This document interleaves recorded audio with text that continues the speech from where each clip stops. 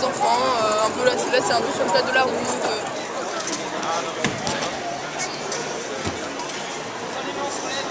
Pourquoi vous avez décidé d'être bénévole pour le festival? Juste pour le plaisir de faire du bénévolat, il n'y avait pas de but particulier ou par derrière, c'était le plaisir de donner du temps. Et pourquoi Tisser Métis? C'est pour ce qui s'y fait à l'intérieur. L'échange, les maisons du monde, pas les maisons, mais les musiques du monde, les danses du monde, la sensibilisation, voilà, la culture, tout ça. J'ai choisi de faire ça parce que j'ai envie de m'insérer dans le monde culturel en fait. J'aimerais en faire mon métier. Et donc je pensais que c'était une bonne expérience de faire ça sur ce festival. Et en plus, le sujet du festival, donc les métissages de culture et tout ça, ça m'intéressait assez particulièrement.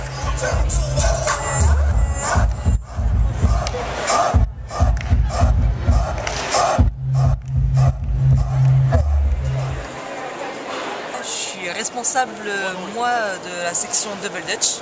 Double Dutch, c'est un sport qui se pratique avec 2 cordes. Donc il y a trois catégories. Il y a la vitesse, les imposés et puis le freestyle. On peut assimiler aussi le double dutch à un art aussi, parce qu'il y a de la création, c'est pas que de la compétition. On peut faire des spectacles avec une histoire.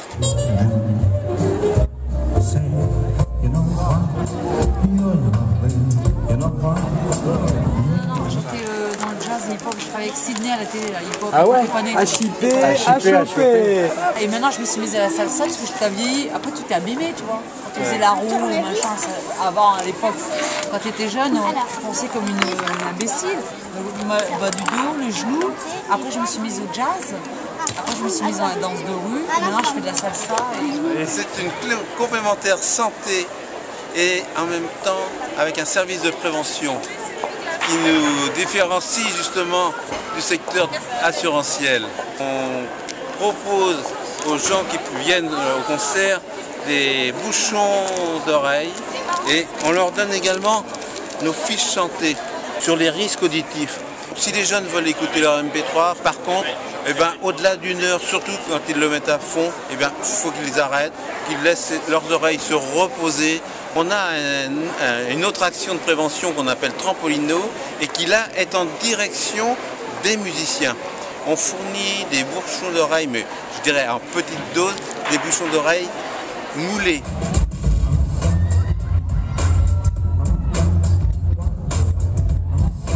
On a regardé le hip-hop, on a vu des jeux en bas, j'ai écouté un peu des textes.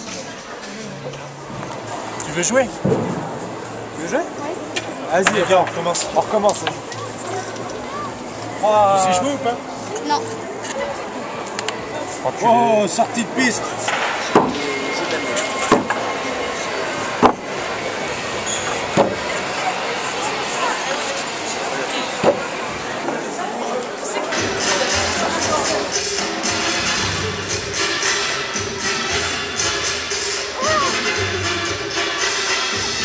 Pour les produits qui sont produits dans des pays pauvres, c'est normal que les gens soient payés pour leur salaire, pour vivre. Le NAPS aussi participe aussi avec les collectivités territoriales et tout ça, donc pour inciter les collectivités à acheter des produits équitables. Vous travaillez aussi à des salaires décents, à de meilleures conditions sociales des travailleurs qui produisent notamment les tissus dans le monde. Oui, dans le monde, oui. On va dans les collèges, on est allé dans un collège et on leur a demandé de regarder les étiquettes de leurs vêtements et on leur a expliqué ce qui se passait. Que quand on achète un vêtement pas cher dans un magasin pas cher, il a été fabriqué souvent en faisant travailler des enfants, parce que c'est sur ça qu'on les sensibilise surtout. Mais bon, ils comprennent très bien.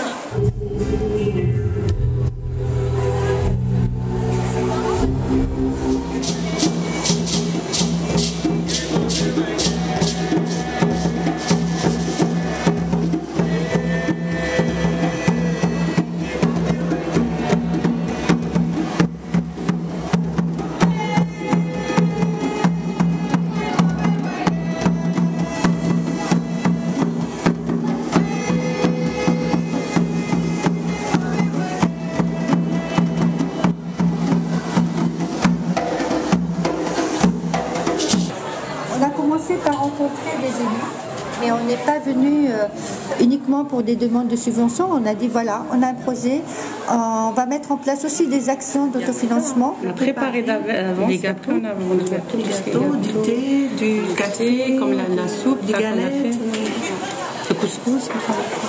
Le but, c'était pour partir à Bruxelles. Donc, tout le monde le savait. On était plusieurs. On était une vingtaine. Ouais. Les femmes du quartier, ils ont beaucoup travaillé pour ce voyage. Rima, Safia, Nazha, Bouchenes, Sina, Najet, Hafeda, Deloula, Waria, Wahiba, Louisa, Afida, Saïda, Linda, Madeleine, Zineb, Azira, Khadija, Zohra, Fatima, Naïma, Mina, Zarina,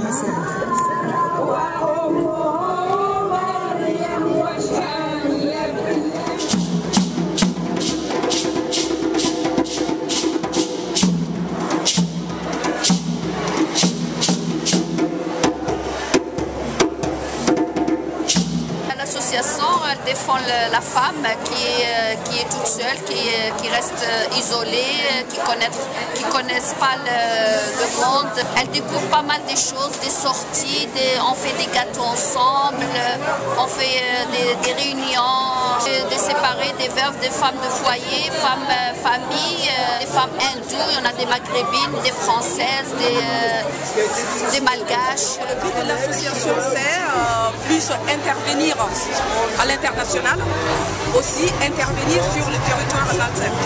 Intervenir à l'international dans le but d'aider les projets, le développement des projets. Par exemple, là actuellement, on a un projet d'équiper une bibliothèque pour les enfants au Mali. La maison des habitats et des citoyens à la place de Laurier à Bellevue. On n'a pas de local.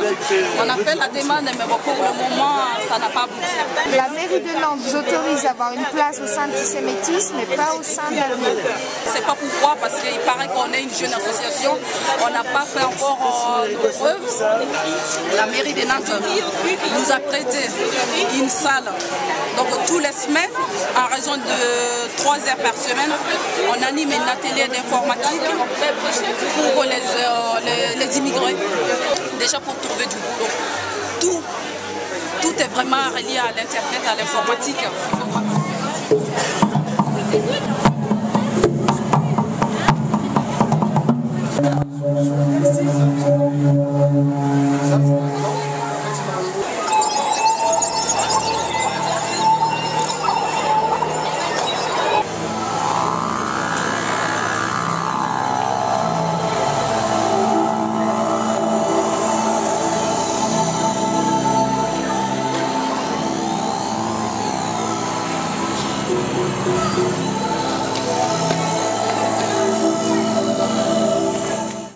Chaque année, on fait une rencontre sur des thèmes un peu variés. Parce que Tisser Métis, ce n'est pas une association, je dirais, fermée sur une thématique précise. On est sur une thématique globale. C'est un peu ça qui fait la force du réseau et la possibilité de drainer des gens, évidemment, du monde syndical, du monde associatif. C'est plutôt ici un espace pour s'asseoir, discuter, avoir l'avis des gens. Je ne dirais pas contrefaite, mais bon, dire quand même qu'il y a autre chose qui se fait en dehors Vous travaillez avec l'éducation nationale ou... Mais forcément, il y a la FAL, il y a... Si vous prenez la peine de lire un peu les associations qui composent les différents pôles, vous verrez à peu près que même dans un pôle comme les discriminations, il y a déjà une quinzaine de structures, institutions, associatives, syndicales qui bossent là-dessus. Ça veut dire déjà que non seulement il y a une force de proposition, mais il y a aussi une force de, pas seulement d'endurance, mais de lutte contre. Vous voyez le mot contre.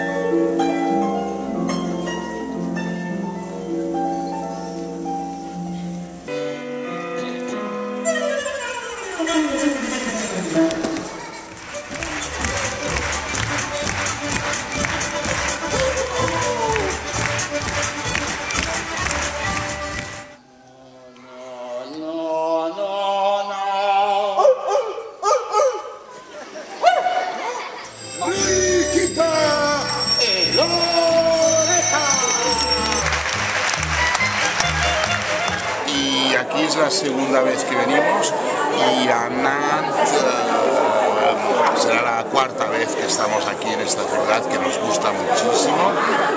La poésie ce soir prend le pas sur le tango. Nous allons écouter Cécile Getsch qui va nous lire sa création et une œuvre de la poétesse argentine Alexandra Pizarnik. Ô Seigneur, la cage est devenue oiseau et s'est envolée, et mon cœur est devenu fou. Il hurle à la mort et sourit à mes délires à l'insu du vent. Que ferais-je de ma peur? Que ferais-je de ma peur? La lumière de mon sourire ne danse plus, les saisons ne brûlent plus les colombes de mes songes. Mes mains se sont dénudées et sont allées là où la mort enseigne à vivre aux morts. Ô Seigneur, l'espace condamne mon être, et derrière lui des monstres boivent mon sang. C'est le désastre, c'est l'heure du vide sans vide. Il est temps de verrouiller mes lèvres, d'écouter crier les condamnés, contempler chacun de mes noms.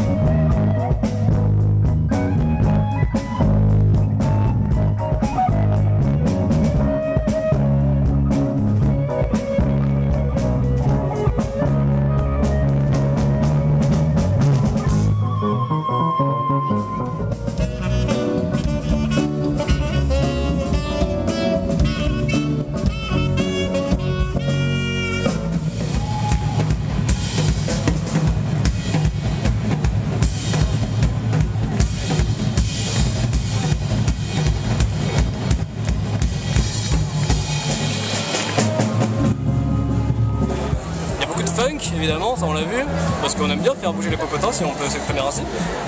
Il y a un peu de rock aussi, parce que pour que ce soit épique un peu quoi, il faut un peu d'héroïsme, un peu de rêve, et un peu de sentiment aussi, parce que la musique c'est beaucoup ça. Donc voilà, Jazz Rabbit c'est ça.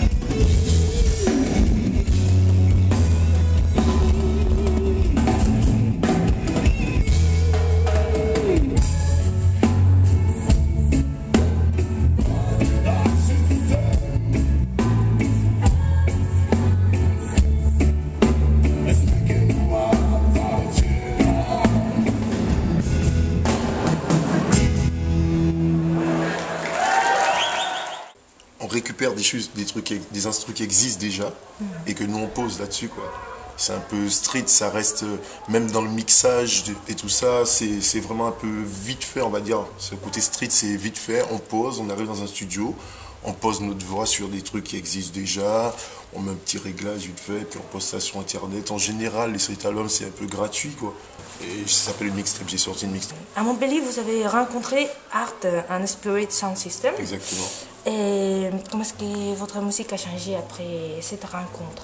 C'est-à-dire que c'est des gens qui m'ont permis, je veux dire, c'est les premières personnes qui m'ont permis de monter sur scène, de me retrouver en face d'un public, qui m'ont donné aussi envie d'écrire, quoi. Parce que comme je dis souvent, moi j'ai commencé un petit peu j'ai commencé la musique plus un peu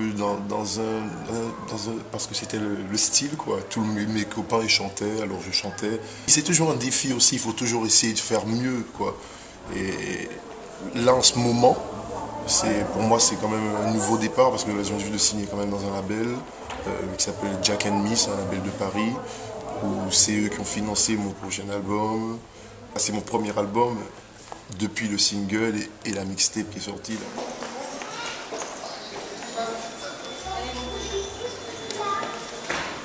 S'y attache, ouais. Il faut que l'on s'aime, il faut que l'on s'aime. On va nous d'amour. Tu vois, je bois plus, mais je suis malade. En fait, c'est un bon truc ça pour. Je bois plus, je fume plus, mais je suis malade. Maintenant, je me shoot à la grippe, quoi.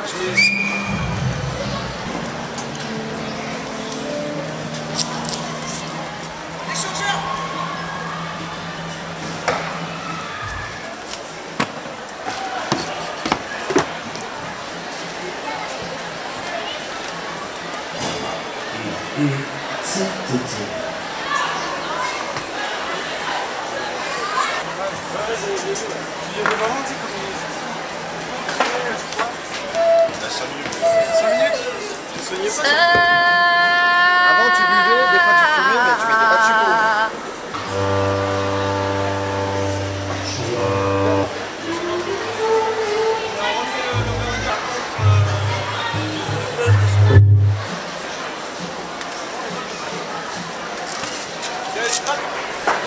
Camille, si j'ai besoin de me moucher à un moment donné, comment je fais? Sucré, un peu salé.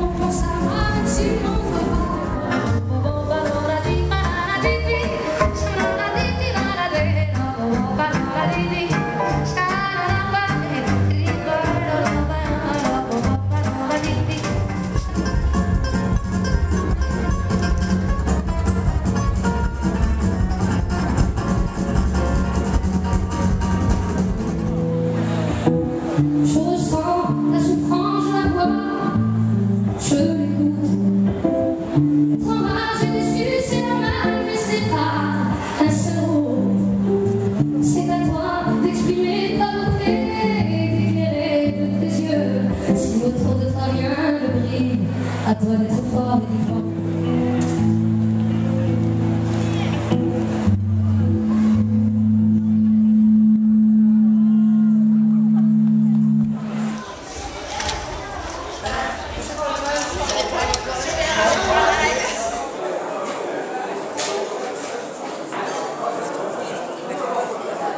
Ensuite, le vrai choc, je dirais, c'est à l'âge de 13 ans. J'étais au stade, là où il s'est passé le combat Mohamed Ali Foreman, et j'ai écouté Myriam Makeba. Et là, je dis, je veux être comme elle. Si un artiste parle de sa voix, ça serait très prétentieux, parce que la voix, elle est relative. Chaque être humain, à des moments donnés, à un endroit donné, sent une voix de différentes manières. On peut dire qu'un mec chante bien, ça part de là. Après, tu as des qualificatifs qui diversent. Il y a une voix profonde, une voix qui touche, une voix qui vit, qui fait vibrer. Tu vois, il y a plein de trucs, une voix qui énerve. Moi, je ne saurais pas dire comment est ma voix.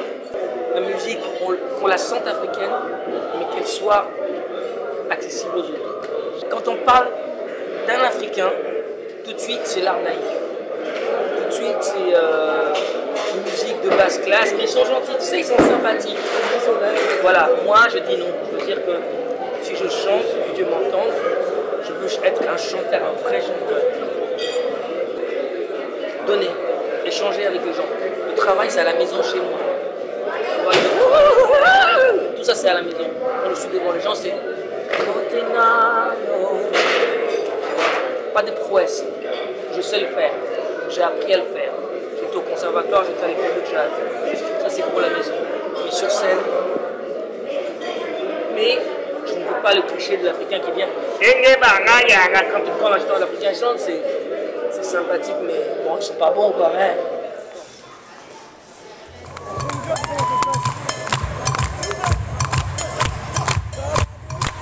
Allez-y, Rachid, on s'entend, allez-y.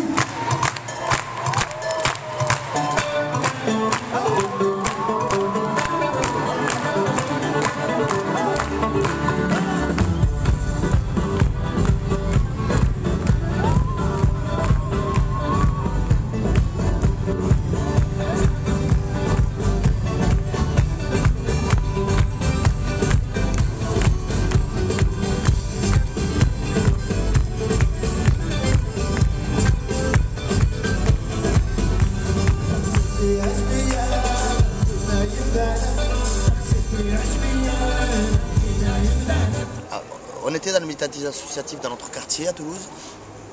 Et quand on a commencé à faire de la musique, il y a 20 ans, donc, une des choses qui nous a le plus éclaté, c'était de tourner et d'aller rencontrer un peu partout en France des dynamiques autres que la nôtre, même s'il y a des dénominateurs communs. Et donc du coup, cette notion de réseau, là, ouais, ça nous passionne. Donc effectivement, pourquoi pas avec Issey Métis.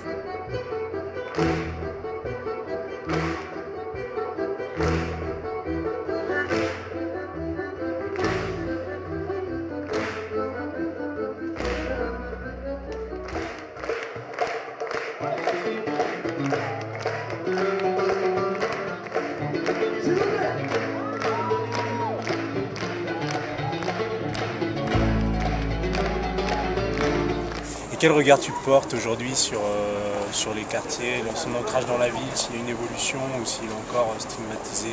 Oh, il est encore plus stigmatisé que jamais, hein, le quartier populaire, c'est-à-dire ce quartier qui réunit à la fois des histoires sociales particulières, des histoires culturelles particulières. Il est toujours stigmatisé, encore plus depuis, je dirais depuis les années 2000. Aujourd'hui, c'est Sarkozy et sa vision des choses, qui est une vision réductrice, la méritocratie, c'est-à-dire en gros, c'est l'exemplarité, au-delà des propos racistes qui peuvent tenir ses compères, ses amis, qui montrent du doigt les gens. C'est une idéologie, c'est-à-dire qu'il considère l'exemplarité comme un moteur, c'est-à-dire, en gros, il va systématiquement dire aux gens du quartier, regarde, il y arrive bien, lui, pourquoi toi tu n'y arrives pas? Ça veut dire, je m'en fous de ton histoire, je m'en fous de qui tu es, je te méprise. Ce qui compte, c'est le résultat. C'est pas de savoir que vous êtes tous dans le même sac pour moi. C'est pas de savoir si ta mère t'a fait des bisous, si t'en as pas fait. Je caricature, mais c'est un peu ça. On répond tout de suite après.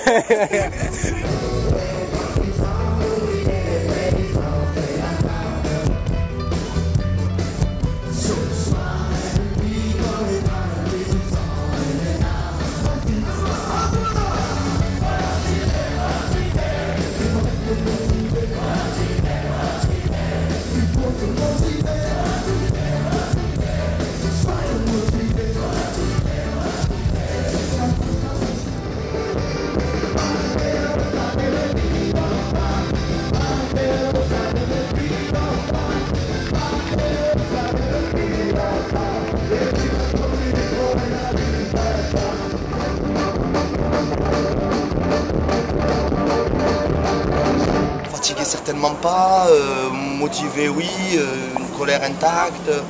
En même temps, on a la chance de faire de la musique et d'être dans l'art et dans la pratique artistique. Donc on a la parole, on est dans l'expression, donc ça c'est des choses qui soignent. Hein.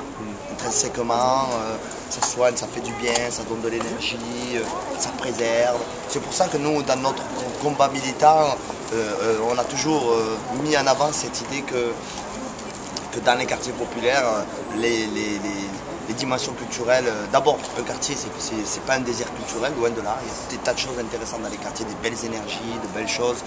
Seulement, on pense qu'il y a un défaut de solidarité nationale de ce point de vue-là. C'est-à-dire qu'on pense que, en gros, la pratique culturelle n'est pas assez présente dans les quartiers. On n'amène pas assez ces dimensions-là.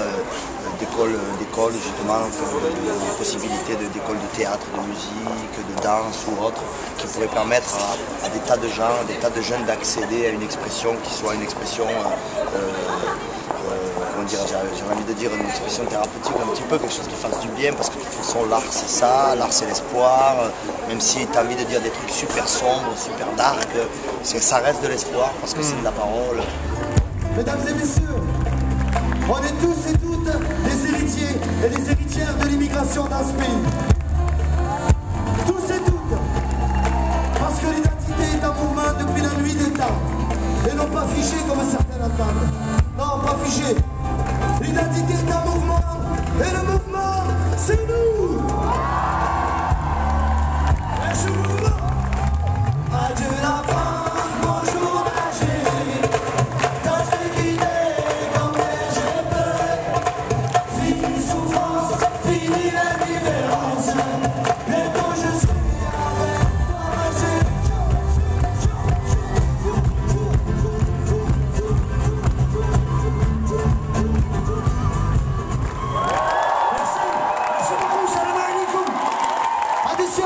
Merci d'être venu.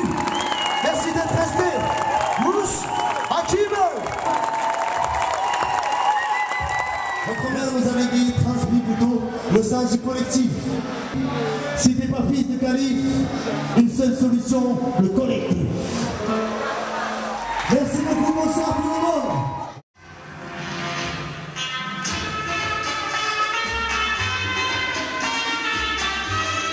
Pour une première, c'était bien. Voilà, c'est ce qu'il faut se dire. On a adoré les escaliers, tout va bien. On est en soutien de Tissé Métis. D'accord. De la structure Tissé Métis, elle-même issue de la CNR.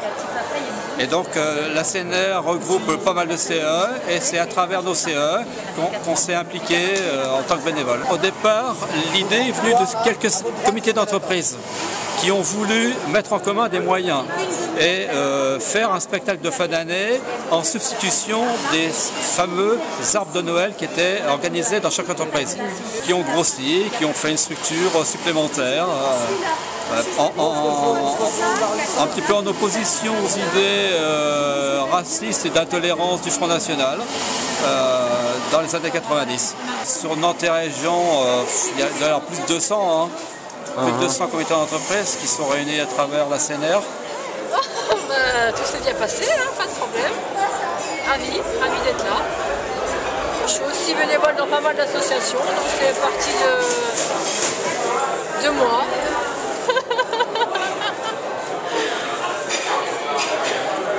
Mais il faut du monde pour faire tourner voilà, les associations. C'est vrai que les bénévoles, il ne faut pas que ça s'arrête. Il faut venir faire partie de la grande famille de Tissé Métis.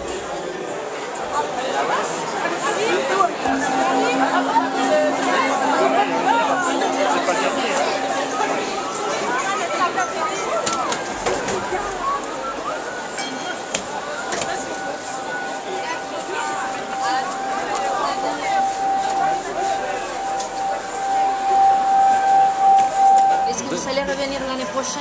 Je sais pas, je ne sais pas. Vous voudrez? Ouais. Ouais? Ok. Est-ce que vous voudrez dire on aime Tissé Métis? Ouais? En criant. On aime Tissé Métis. Plus fort. On aime Tissé Métis.